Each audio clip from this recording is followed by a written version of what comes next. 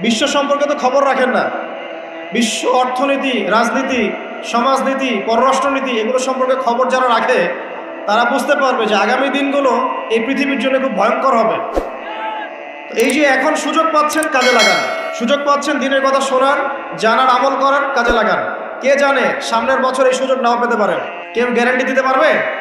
পারবে না। কে জানে যে সামনের বছর ভয়াবহ দুর্ভিক্ষ নেমে আসে কিনা।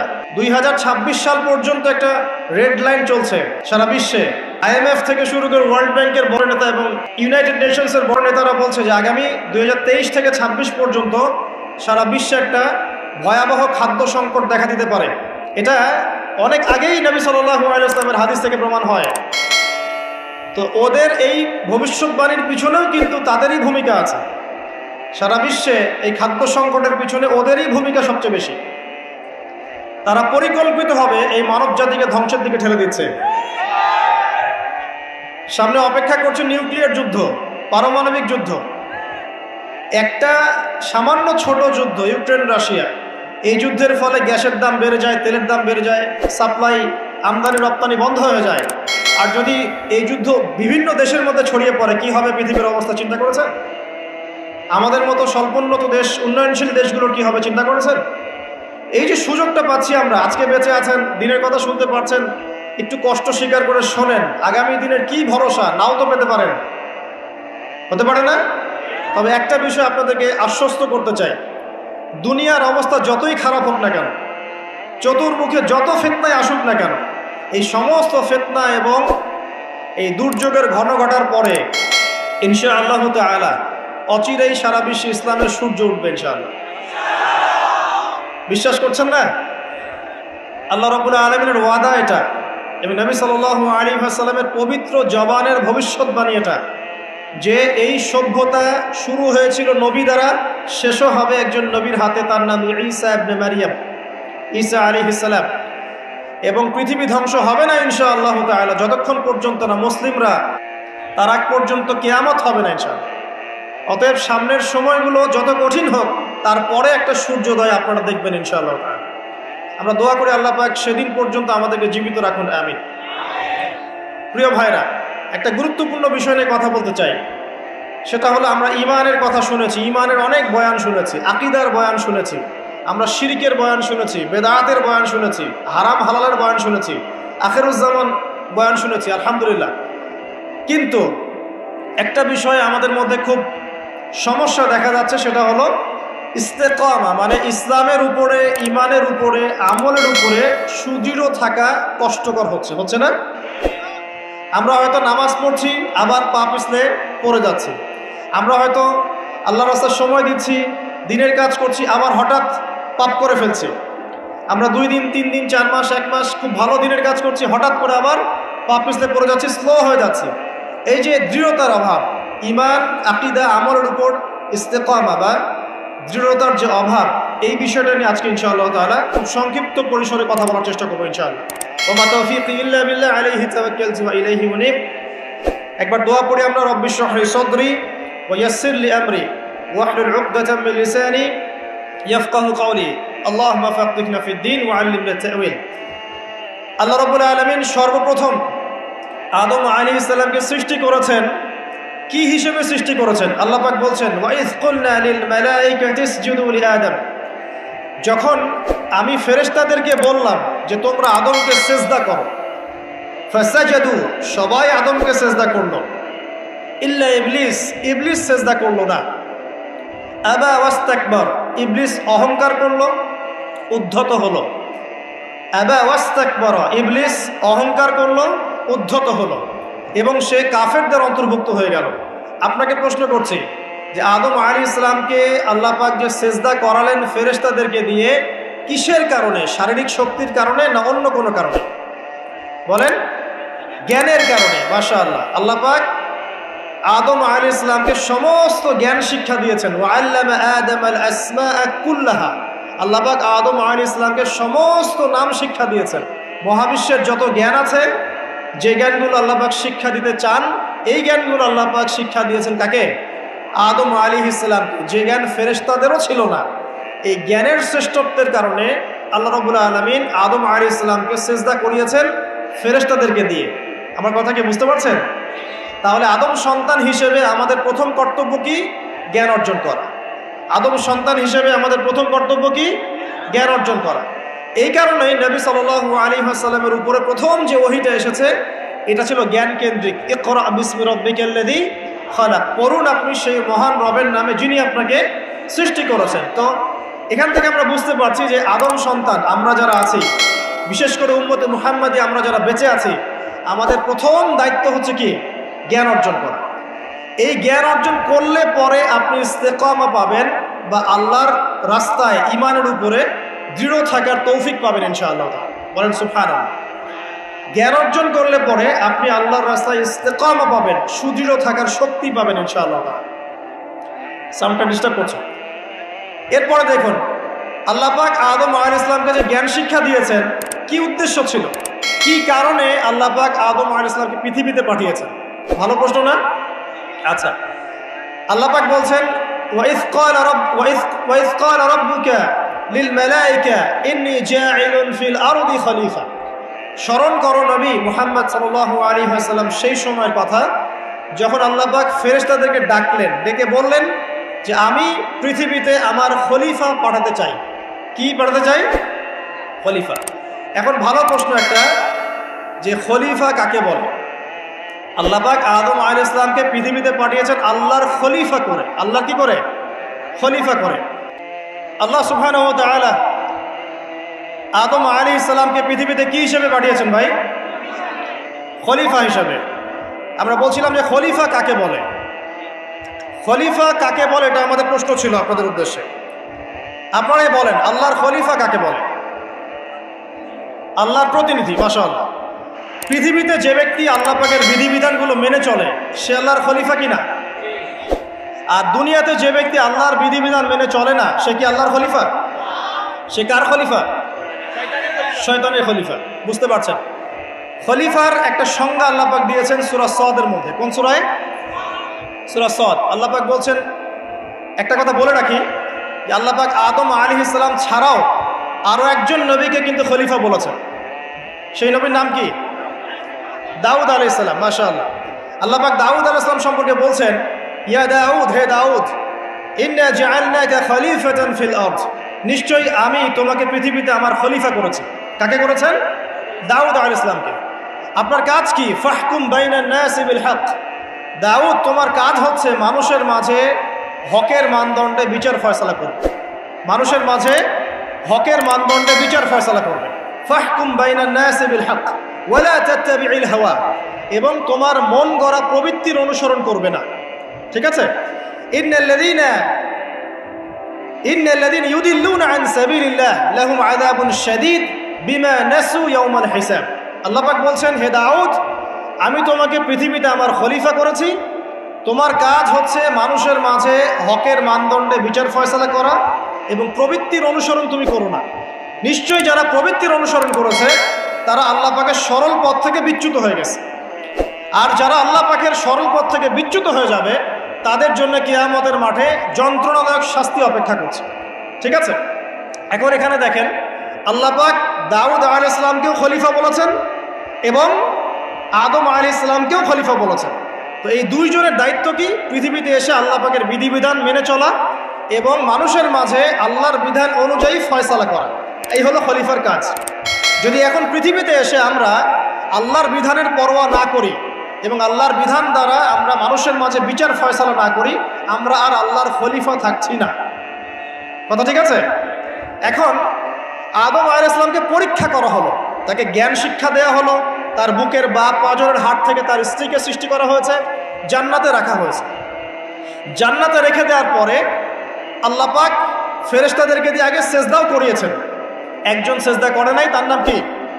ইবলিস। শয়তান সেজদা না করার কারণে আল্লাহ পাক তাকে জিজ্ঞাসা করেছেন যে তুমি মা মানাআকা আন তাসজুদ ইয আমারতুক, তোমাকে কিসে নিষেধ করলো আদমকে সেজদা করতে যখন আমি আদেশ করলাম? শয়তান যুক্তি দিচ্ছিল, খলাকতানি মিন নার ওয়া খলাকতাহু মিন তিন, আমাকে সৃষ্টি করেছেন হে আল্লাহ আপনি আগুন দিয়ে, আর আদমকে সৃষ্টি করেছেন কি দিয়ে? মাটি দিয়ে। তো আমি আগুনের তৈরি, আদম মাটির তৈরি, আমি আদমের চাইতে বেশি সুপিরিয়র। এটা যুক্তি ছিল কার? শয়তানের। মানে শয়তান বোঝাতে যাচ্ছে যে আল্লাহ আপনি যে আমাকে বলছেন যে আদমকে সেজদা করো, আদম তো মাটির তৈরি, আমি তো আগুনের তৈরি, তাহলে আমি কেন ওকে সেজদা করব? বরং আপনি ভুল বলছেন। শয়তানের বক্তব্যটা এমন যে আপনার বক্তব্য ভুল, হে আল্লাহ আমি ঠিক, নাউজুবিল্লাহ। এই অহংকার করার কারণে, আল্লাহ পাকের বিধানটাকে অমান্য করার কারণে আল্লাহ রাব্বুল আলামিন তাকে চিরস্থায়ী কি করলেন? জাহান্নামে করলেন। এখন আদমকে পথভ্রষ্ট করার জন্য আলাইহিস সালাম শয়তান কিন্তু চ্যালেঞ্জও করেছিল, করে নাই? শয়তান চ্যালেঞ্জ করছে। কি চ্যালেঞ্জ করছে? যে ইয়া রব্বি আনজিরনি ইলা ইয়াউমি ইউবআসুন, হে আল্লাহ আমাকে কিয়ামত দিবস পর্যন্ত সময় দেন, হায়াত দেন। ফাবিমা আগওয়াইতানি, যে আদমের কারণে আপনি আমাকে আজকে তাড়িয়ে দিলেন জান্নাত থেকে, লাআকুদান্না লাহুম সিরাতাকাল মুস্তাকিম, আমি সেই আদমের সরল পথে ওত পেতে বসে থাকব। এটা কার চ্যালেঞ্জ? আলোচনা খুব ভালো করে বোঝেন। এটা কার চ্যালেঞ্জ? শয়তানের চ্যালেঞ্জ। শয়তান চ্যালেঞ্জ করলো, আরো চ্যালেঞ্জ করলো। কি চ্যালেঞ্জ? সুম্মা লাআতিয়ান্না মিন বাইনি আইদিহিম, আমি তার ডান দিক থেকে আসব। ওয়ান আইমানিহিম ওয়ান শামাইলিহিম, আমি তার সামন থেকে আসব। ওয়ান আইমানিহিম, তার ডান দিক থেকে আসব। ওয়ান শামাইলিহিম, তার বাম দিক থেকে আসব। ওয়ালা তাজিদু আকসারাহুম শাকিরিন, আপনি বেশিরভাগ আদম সন্তানকে শুকরগুজার পাবেন না। কে বলল এই কথা? শয়তানের চ্যালেঞ্জটা শোনেন। আমাকে কিয়ামত পর্যন্ত অবকাশ দিন। আল্লাহ পাক বলেন ঠিক আছে দিলাম। এবার শয়তান বলছে যে আমি আদমের সরল পথে ওত পেতে বসে থাকবো। আছে কি নাই? আছে। এরপরে বলছে আমি ডান দিক থেকে আসব, বাম দিক থেকে আসব, সামন পিছন সব দিক থেকে আসব। বেশিরভাগ আদম সন্তানকে আপনি শুকরগুজার পাবেন না। ও তার চ্যালেঞ্জের উপরে অটল আছে কি নাই? বেশিরভাগ মানুষ কি নামাজ পড়ে? বেশিরভাগ মানুষ কি হালাল খাচ্ছে? বেশিরভাগ মেয়ে কি পর্দা করছে? বেশিরভাগ কি আমরা যাকাত দিয়েছি? বেশিরভাগ মানুষ কি আল্লাহ এবং তার রাসূলের বিধিবিধান মেনে চলছে? তাহলে শয়তান যে চ্যালেঞ্জ করলো ওয়ালা তাজিদু আকসারাহুম শাকিরিন, বেশিরভাগ কি আল্লাহ আপনি শুকরগুজার পাবেন না। ও সফল না ব্যর্থ বলেন? শয়তান সফল না ব্যর্থ? সফল। আল্লাহ পাক বলে দিলেন একটা কথা যে ওয়াকালিলুম মিন ইবাদিয়াশ শাকুর, আমার শুকরগুজার বান্দা কিন্তু খুব কম হবে। কি হবে? কম হবে। এবং আল্লাহ পাক বলছেন আমার শুকরগুজার বান্দার তুমি কোনো ক্ষতি করতে পারবে না ইনশাআল্লাহ। এই কথা রাসূল সাল্লাল্লাহু আলাইহি ওয়াসাল্লাম হাদিসের মধ্যেও বলছেন যে নিঃসন্দেহে বনু ইসরাইল ৭২টা দলে ভাগ হয়ে গিয়েছিল। ওয়াতাফতারিকু উম্মতি আলা 73 মিল্লাহ, আর আমার এই উম্মতে মুহাম্মাদি ভাগ হয়ে যাবে ৭৩টা দলে। কয়টা দলে? কুল্লুহুম ফিন্নার, প্রত্যেকটা দল যাবে জাহান্নামে ইল্লা মিল্লাতান ওয়াহিদা, একটা মাত্র দল ছাড়া, একটা মাত্র মিল্লাত ছাড়া। মানে ৭২টা কাতার জাহান্নামে যাচ্ছে, একটা মাত্র কাতার বাদ দিয়ে। সাহাবীরা বলছেন যে তারা কারা ইয়া রাসূলুল্লাহ? নবী সাল্লাল্লাহু আলাইহি ওয়াসাল্লাম বলছেন মা আনা আলাইহি ওয়া আসহাবি আল ইয়াউমা, আজকের দিনে আমি এবং আমার সাহাবীরা যার উপরে আছে। এই হাদিস থেকে বুঝতে পারছি আমরা যে বেশিরভাগ মানুষ কোথায় যাবে? জাহান্নামে যাবে। আরেকটা আয়াত দিয়ে প্রমাণ করে সামনে যাই। সূরা আরাফের মধ্যে আল্লাহ পাক বলছেন যে ওয়ালাকাদ যারানা লি জাহান্নামা কাসীরাম মিনাল জিন্নি ওয়াল ইনস, আল্লাহ পাক বলছেন দেখো আমি বহু জিন আর মানুষকে দিয়ে জাহান্নাম পূর্ণ করে দিব। প্রচুর জিন, প্রচুর মানুষকে দিয়ে আমি জাহান্নাম পূর্ণ করে দিব। কত? সংখ্যাটা কেমন হবে? সহিহ বুখারী একটা হাদিসে পাওয়া যায় যে প্রত্যেক ১,৯৯৯ জন জাহান্নামে যাবে। নাউযুবিল্লাহ। আদম আলাইহিস সালামকে আল্লাহ পাক ডাকবেন, ডেকে বলবেন কিয়ামতের মাঠে তোমার সন্তানদের মধ্য থেকে জাহান্নামীগুলোকে আলাদা করে দাও, জান্নাতীদেরকে আলাদা করে দাও। এবার আদম আলাইহিস সালাম বলবেন যে কতজনকে আলাদা করবো হে আল্লাহ? আল্লাহ রাব্বুল আলামিন বলবেন প্রত্যেক ১,৯৯৯ জনকে জাহান্নামের জন্য আলাদা করবে। চিন্তা করতে পারলেন? তার মানে এখানে একটা বিষয় বোঝার আছে, প্রত্যেক ১,৯৯৯ জন যে জাহান্নামে যাচ্ছে কি কারণে যাবে? কোন পাপের কারণে যাবে? কে বলতে পারবেন কোন পাপের কারণে যাবে? মাশাআল্লাহ, শিরকের কারণে। কারণ কি? কারণ শিরক ছাড়া অন্য যে কোনো গুনাহ আল্লাহ পাক মাফ করতে পারেন, পারেন না? কিন্তু শিরকের গুনাহ থেকে তওবা না করে যদি মারা যায় আল্লাহ কি মাফ করবেন? আল্লাহ পাক সূরা নিসার মধ্যে বলেছেন যে আল্লাহ পাক যে কোনো গুনাহ যাকে ইচ্ছা মাফ করতে পারেন। যে কোনো গুনাহ, আপনি চুরি করেছেন আল্লাহ চাইলে মাফ করতে পারেন, জেনা করেছেন তওবা করলে আল্লাহ পাক মাফ করতে পারেন, আপনি নামাজ পড়েন নাই তওবা করেছেন আল্লাহ চাইলে মাফ করতে পারেন, যাকাত দেন নাই মাফ করতে পারেন, আপনি সুদ খেয়েছেন, মায়ের সাথে জেনা পাপ না? এটা সুদের পাপ কি? মায়ের সাথে জেনার পাপ না? সুদ খেয়েছেন, তারপরেও তওবা করলে আল্লাহ পাক মাফ করতে পারেন। কিন্তু শিরক করেছেন, বিনা তওবায় মারা গেছেন, আমল নামায় শিরকের পাপ আছে, আল্লাহ পাক মাফ করবেন না এমনটাই বলেছে। বরং আল্লাহ পাক বলছেন যে হে আদম সন্তান, তুমি যদি আমার সামনে আসমান জমিন সমান গুনাহ নিয়ে হাজির হও, মানে গুনাহ তোমার আসমান এবং জমিনের সমান হয়ে গেছে, কিন্তু তোমার আমল নামায় কোনো শিরকের পাপ নাই, তাহলে আমি তোমার সামনে আসমান জমিন সমান ক্ষমা নিয়ে হাজির হব। তার মানে বুঝতে পারলাম যে শিরকের পাপটা আল্লাহ পাক মাফ করছেন না, অন্য যে কোনো পাপ যাকে ইচ্ছা মাফ করতে পারে। তাহলে এই যে এতগুলো মানুষ জাহান্নামে যাচ্ছে, তাহলে তাদের আমল নামায় কোন পাপ থাকতে পারে? বুঝতে পারছেন না এবার? তাহলে তাদের আমল নামায় নিঃসন্দেহে শিরকের পাপ আছে। তার মানে এমন একটা যুগের মানুষ বেশি জাহান্নামে যাবে যে যুগের মধ্যে শিরক দিয়ে ভর্তি। কথা কি বুঝতে পারছেন? এটা কোন যুগ যে যুগের মধ্যে শিরক দিয়ে সব ক্ষেত্র ভর্তি? আমি আপনাকে বলি, আপনার এই ওয়ার্ল্ড অ্যাফেয়ার্স শিরক দিয়ে ভর্তি। আপনার এডুকেশনের মধ্যে, এডুকেশন সিস্টেমের মধ্যে শিরক আছে। আপনার ইকোনমিক সিস্টেম, এর মধ্যে শিরক আছে। এমনকি মুসলিমরা এখন ধর্মের মধ্যেও শিরক করছে। পড়াশোনা বলেন, অর্থনীতি বলেন, জিওপলিটিক্স বলেন, সমাজ বলেন, ধর্মতাত্ত্বিক দর্শনগুলো বলেন, এগুলো এখন শিরক দিয়ে ভর্তি। আর কোথায় কোথায় শিরক আছে এটা ব্যাখ্যা করতে গেলে সারা রাত চলে যাবে। শুধু এতটুকু বলে দিলাম, এই বিশ্বটা এখন শিরকি বিশ্ব চলছে। প্রতিটা ক্ষেত্রেই আল্লাহদ্রোহিতা, প্রতিটা ক্ষেত্রে কি আল্লাহদ্রোহিতা। আল্লাহ বলছেন সুদ খেও না, মানুষ বলছে সুদ না খেলে কি এখন চলা যায়? আল্লাহ বলছেন মদ খাওয়া হারাম, মানুষ বলছে মদ খাওয়া হারাম কেন, এটা ব্যক্তি স্বাধীনতা। আল্লাহ বলছেন সমকামিতা মহাপাপ, মানুষ বলছে এখন সমকামিতাও চলে। মানুষ, আল্লাহ বলছেন পর্দা করতে হবে ফরজ, এখন বলছে না ব্লাউজ ছাড়াই শাড়ি পরতে হবে। মানে এই যুগটা হচ্ছে আল্লাহদ্রোহিতার যুগ। আল্লাহ বলছেন ইকরা বিসমি রাব্বিকাল্লাযী খালাক, তুমি সেই জ্ঞান অর্জন করো যা তোমাকে আল্লাহ পর্যন্ত পৌঁছাবে। এখন আমরা সারা জীবন পড়াশোনা করছি, আল্লাহ খোদার নাম নাই। প্রতিটা ক্ষেত্র আল্লাহ পাক বলছেন ওয়া মান লাম ইয়াহকুম বিমা আনজালাল্লাহু ফাউলাইকা হুমুল কাফিরুন, যারা আল্লাহ পাকের বিধান অনুযায়ী ফয়সালা করছে না, এরা জালেম, এরা ফাসিক, এরা কাফের। আর আমরা সারা বিশ্বের দিকে তাকিয়ে দেখছি এখানে ইসলামিক লজের কোনো বালাই নাই।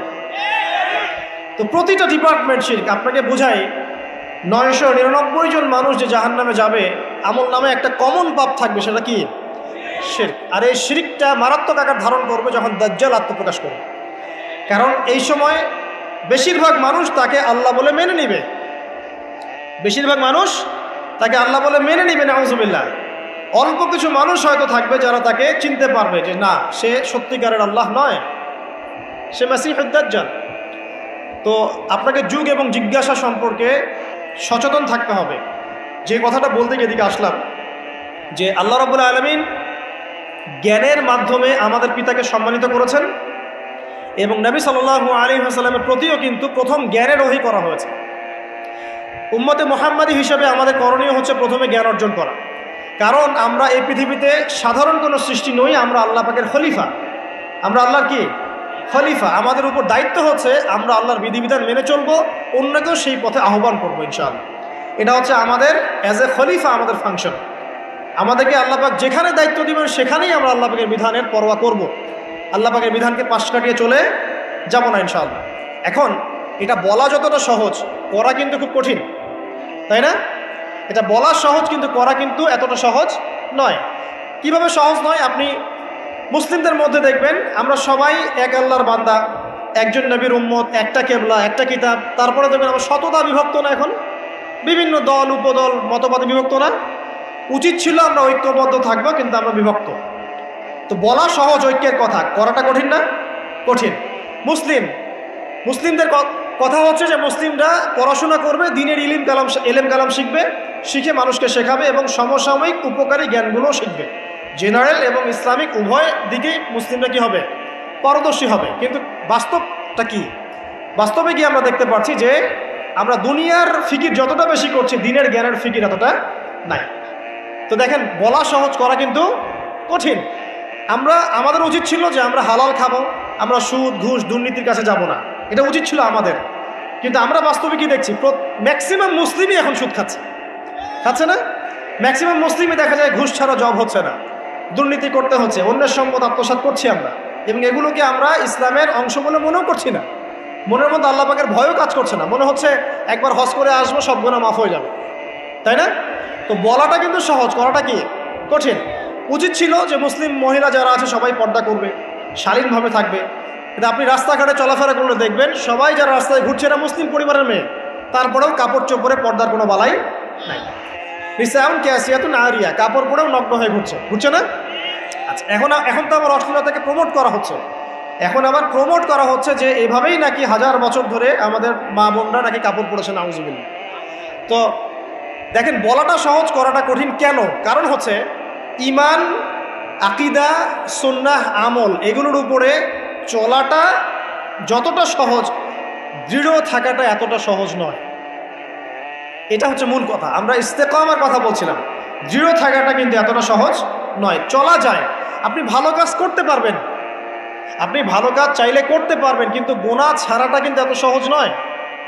আপনি নামাজ পড়তে পারবেন, অনেক নামাজ পড়তে পারবেন, তাসবিহ তাহলিল করতে পারবেন, জিকির আজকার করতে পারবেন, কিন্তু সুদ ছাড়া এত সহজ নয়, হারাম রিজিক ছাড়া কিন্তু এত সহজ নয়। আপনার ওই যে চাকরি আপনি করছেন, যে ব্যবসা করছেন, ওখানে হারাম যেটা আছে এটা ছেড়ে দেওয়া কিন্তু এত সহজ নয়। এর জন্য কলিজা লাগে, লাগে না? লাগে।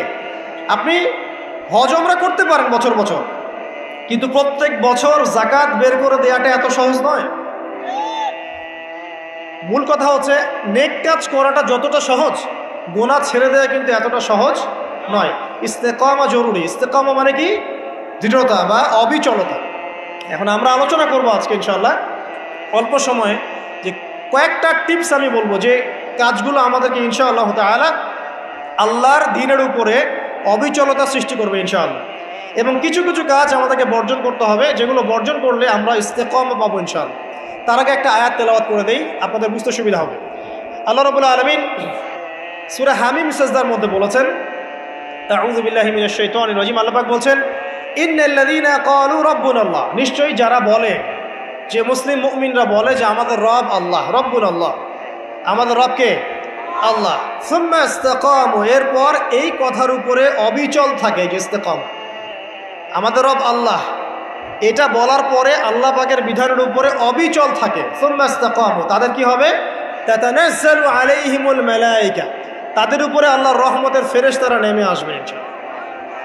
রহমতের ফেরেশতা নেমে আসবেন, তাতানাজ্জালু আলাইহিমুল মালায়েকা, এবং তারা বলবেন, আল্লাহ তাখাফু ওয়া লা তাহজানু, হে মুমিন মুসলিমরা, তোমরা দুশ্চিন্তা করো না, তোমরা ভয় করো না। নাহনু আউলিয়াউকুম ফিল হায়াতিদ দুনিয়া ওয়া ফিল আখিরাহ, আমরা যারা আল্লাহর ফেরেশতা আছি, আমরা দুনিয়া এবং আখিরাতে তোমাদের বন্ধু হয়ে গেলাম। ওয়া লাকুম ফিহা মা তাশতাহি আনফুসুকুম, সেই জান্নাতে তোমাদের জন্য আল্লাহ পাক রেখেছেন যা তোমাদের মন চাবে। ওয়া লাহুম ফিহা মা তাদউন, এবং তোমরা যা আহ্বান করবে সবকিছুই পাবা তোমরা। নুজুলাম মিন গফুরির রহিম, এটা আল্লাহ পাকের পক্ষ থেকে একটা মেহমানদারি হবে ইনশাআল্লাহ। তাহলে ইস্তেকামার ফজিলত পেয়ে গেলাম। যদি আমরা ইস্তেকামা বজায় রাখতে পারি, আল্লাহর দ্বীনের উপর অটল থাকতে পারি, তাহলে আল্লাহর রহমতের ফেরেশতারা আমাদের সাথে চলাফেরা করবে ইনশাআল্লাহ।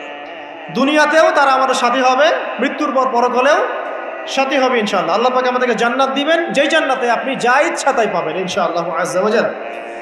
তো এটা তো বললাম, কাজটা তো কঠিন। কি কি কাজ করলে আপনি ইস্তেকামা পাবেন? এক নাম্বার, পয়েন্ট নাম্বার 1, সেটা হলো কায়েমন বাক্যে আল্লাহ পাকের কাছে দোয়া করে, ভিক্ষা চেয়ে, দৃঢ়তা চেয়ে নিতে হবে। কায়েমন বাক্যে আল্লাহর কাছে দোয়া করে, তওবা করে, ইস্তেগফার করে ইস্তেকামা, দৃঢ়তা চাইতে হবে, দোয়া করতে হবে। এই দোয়াটার সবচেয়ে সেরা দোয়া কোনটা? যেটা আমরা নামাজে করি। কি বলি? ইহদিনাস সিরাতাল মুস্তাকিম সিরাতাল্লাযীনা আনআমতা আলাইহিম গায়রিল মাগদুবি আলাইহিম ওয়ালাদ দালিন। আল্লাহ আমাদেরকে সরল পথ প্রদর্শন করুন, একদম সোজা রাস্তা। কোন পথ? যে পথে আপনি পরিচালিত করেছেন কাদেরকে? আনআমতা আলাইহিম, যাদের প্রতি আপনি অনুগ্রহ বর্ষণ করেছেন, মানে নবীগণ, সিদ্দিকগণ, শহীদগণ, তাদের পথ হচ্ছে সিরাতুল মুস্তাকিমের পথ। গায়রিল মাগদুবি আলাইহিম ওয়ালাদ দালিন, তাদের পথে নয় যারা গজবপ্রাপ্ত এবং পথভ্রষ্ট। তাদের পথে আমাদেরকে চালাবেন না হে আল্লাহ, যারা গজবপ্রাপ্ত এবং পথভ্রষ্ট। কারা এরা? কারা গজবপ্রাপ্ত পথভ্রষ্ট? হাদিসের মধ্যে এসেছে, আল মাগদুব হুমুল ইয়াহুদি ওয়াদ দাল্লিন হুমুন নাসারা, যারা মাগদুব তারা হচ্ছে ইহুদি, আর দাল্লিন যারা তারা হচ্ছে খ্রিস্টান বা নাসারা। মানে আপনি একটু বোঝেন, প্রত্যেক ফরজ নামাজে এবং নফল নামাজে, সুন্নত নামাজে আপনি আল্লাহকে বলেন যে হে আল্লাহ, আপনি আমাকে ইহুদি এবং খ্রিস্টানদের আদর্শ থেকে হেফাজত করো। আপনি বলেন, হয়তো আপনি অর্থ জানেন না, কিন্তু এই দোয়াটা করার পরেই যখন আপনি মসজিদ থেকে বের হয়ে যান, আপনার শিক্ষা জীবন ইহুদি নাসারা কেন্দ্রিক, আপনার অর্থনৈতিক জীবন ইহুদি নাসারা কেন্দ্রিক, আপনার পলিটিক্যাল লাইফ ইহুদি নাসারা কেন্দ্রিক, এমনকি ব্যক্তি জীবনের সংস্কৃতিও সব ইহুদি নাসারা কেন্দ্রিক।